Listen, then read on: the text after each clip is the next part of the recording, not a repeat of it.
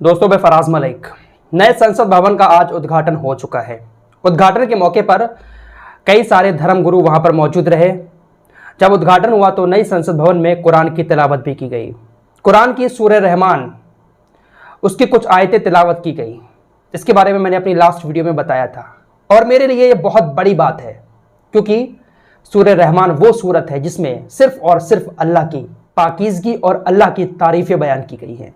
ये कोई मामूली बात नहीं है कि इतनी बड़ी संसद में पूरी दुनिया के सामने अल्लाह की इस तरह से तारीफ़ें बयान की जा रही हैं, अल्लाह की पाकी बयान की जा रही है। ये मेरे लिए बहुत खुशी का लम्हा था और इसी खुशी के लम्हे को मैं सेलिब्रेट करते हुए दोपहर एक वीडियो बनाया था, लेकिन लोगों को समझ नहीं आता है। 1-2% लोग ऐसे हैं, मैंने कहा था कि कमेंट आएंगे और उन्हीं लोगों के कमेंट आए जिन लोगों को मैं बीजेपी का दलाल लगने लगा। बीजेपी को 29 दिन मैं गलत कामों के लिए क्रिटिसाइज करता हूं, उसको गलत कहता हूं तो बहुत अच्छा हूं, लेकिन एक दिन थोड़ा सा इमोशनल हो गया क्योंकि वहां पर कुरान की आयत पढ़ी गई, सूरह रहमान की आयत, जिसमें अल्लाह की तारीफें बयान की गई हैं। उसकी मैंने थोड़ी सी तारीफ कर दी क्योंकि ये मामूली बात नहीं है। अभी इसके मायने आपको बताऊंगा, जो आयतें वहां पर पढ़ी गई हैं इसका मतलब आपको बताऊंगा। आप भी सुनेंगे तो खुशी से झूम जाएंगे। पूरी दुनिया ने आज देखा कि किस तरह से कुरान की तिलावत हुई और क्या पढ़ा गया वहां पर। असदुद्दीन ओवैसी कुछ कहें तो वो एजेंट बन जाते हैं। शाहरुख खान ने भी आज एक वीडियो नई संसद भवन को लेकर डाला। ट्रोल करने वालों ने तो उनको भी ट्रोल कर दिया कि शाहरुख खान बीजेपी की साइड ले रहे हैं, शाहरुख खान डर गए, शाहरुख खान कायर हैं। लेकिन शाहरुख खान ने जो बातें अपनी वीडियो में कही है उसको जरा ध्यान से जाकर सुनिएगा। एक तरह से साइलेंट मैसेज है वो मोदी जी के लिए, मोदी सरकार के लिए। शाहरुख खान ने जो बातें कही हैं वो एक तरह से सवाल हैं, लेकिन उसको भी लोगों ने गलत ले लिया और शाहरुख खान को भी क्रिटिसाइज कर दिया। न जाने क्या क्या सोशल मीडिया पर उनको बोला गया। और फराज मलिक को आज चंद भर लोगों ने, 1-2% लोगों ने कहा कि भाई मोटा पैसा आ गया बीजेपी की तरफ से, गोदी मीडिया बन गए हो। अरे यार, क्या ही कहा जाए ऐसे लोगों को। जरा सूरह रहमान की फजीलत, सूरह रहमान के मायने मौलवी साहब से पूछ लेना। मैं आपको बताता हूं आज जो आयतें पढ़ी गई उसका मतलब क्या था। कुछ लोगों का यह भी कहना था कि फराज भाई आप इतना खुश हो रहे हो, बीजेपी की तारीफ कर रहे हो कि कुरान पढ़वाया, ये तो सिर्फ दिखावा है। अरे दिखावा ही सही, लेकिन जो सूरत पढ़ी गई है उसका तर्जुमा तो सुन लो। अल्लाह की पाकी कहीं पर बयान हो, अल्लाह की तारीफ कहीं पर बयान हो और इंसान खुश ना हो, ऐसा कैसे हो सकता है? जरा सुनिएगा। जिन लोगों ने कुरान पढ़ा है उनको पता होगा सूरह रहमान के बारे में। सूरह रहमान में शुरू में लिखा है अर्रहमान। रहमान अल्लाह का नाम है। रहमान ही ने कुरान सिखाया, यानी अल्लाह ही ने कुरान सिखाया। उसने इंसान को बनाया, उसे बोलना सिखाया।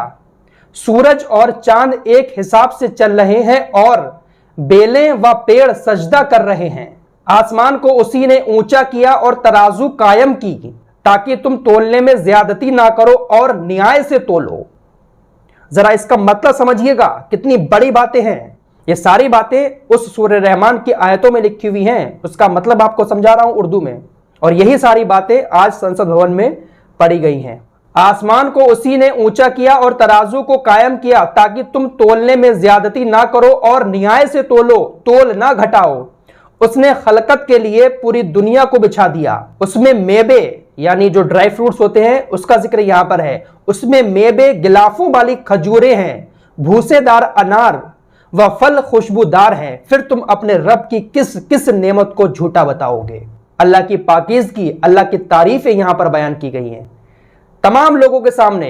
इस तरह से अल्लाह की जब तारीफ बयान की जाएगी तो ये खुशी का लम्हा है या नहीं है, आप लोग कमेंट में बताएं। कुरान की इसी आयत में आगे कहा गया है कि अल्लाह ने इंसान को ठेकरी की तरह बचती हुई मिट्टी से पैदा किया और उसने जिन्नों को आग के शोलों से बनाया। फिर तुम, यानी हम इंसान और जिन, अपने रब की किन किन नेमतों को झुटलाएंगे। नए संसद भवन में आगे जो आयत पढ़ी गई उसका तर्जुमा, उसका मीनिंग यह है कि अल्लाह दोनों मशरिक और मगरिब, यानी पूरब और पश्चिम का मालिक है। फिर तुम अपने खुदा की किस किस नेमत को झुटलाओगे?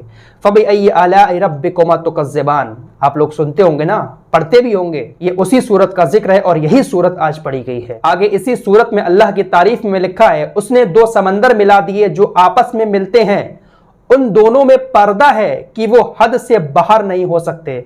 फिर तुम अपने खुदा की किस किस नेमत को झुटलाओगे? वो जो समंदर है ना, जिसका पानी अलग अलग है, उनके बीच में एक पर्दा है, उसका जिक्र कुरान में है। वो दोनों समंदर आपस में नहीं मिलते, बीच में पर्दा है। ये बात सिर्फ अल्लाह जानता है। आगे लिखा है, इन दोनों समुद्रों में मोती और मूंगा निकलता है, फिर तुम अपने रब की किन किन नेमतों को झुटलाओगे। फबिअय्यि आलाइ रब्बिकुमा तुकज़्ज़िबान। समुद्र में पहाड़ों जैसे खड़े हुए जहाज उसी रब के हैं, फिर तुम अपने रब की किन किन नेमतों को झुटलाओगे। आयत में आगे लिखा गया है कि जो कोई जमीन पर है वो फना हो जाने वाला है, सिर्फ आपके परवरदिगार की जात बाकी रहेगी जो बड़ी शान आदर और इज्जत वाला है, फिर तुम अपने रब की किन किन नेमतों को झुटलाओगे। वही बात है ना, फबिअय्यि आलाइ रब्बिकुमा तुकज़्ज़िबान। तो इस आयत को पढ़ा गया था नई संसद भवन में। देखा इस आयत में अल्लाह की कैसी तारीफ बयान की गई है, उसकी पाकी, उसकी शान बयान की गई है।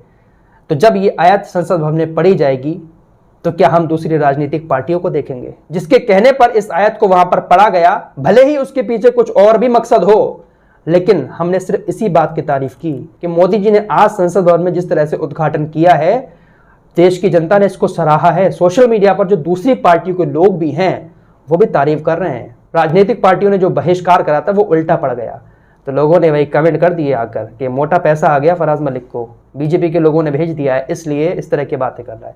समझना सीखो, समझना। कोई बात नहीं, आप लोग क्रिटिसाइज कर रहे हैं, लेकिन मैं क्या हूं मेरा अल्लाह जानता है। अल्लाह की कहीं पर पाकिज़ की बयान होगी, मेरा दुश्मन भी होगा ना, उसको भी मैं गले लगा लूंगा। फिलहाल इस रिपोर्ट में इतना ही, मिलते हैं एक नए वीडियो के साथ। इस वीडियो को शेयर करें, सबको दिखा दें कि संसद भवन में आज जो आयत पढ़ी गई थी उसका मतलब है क्या।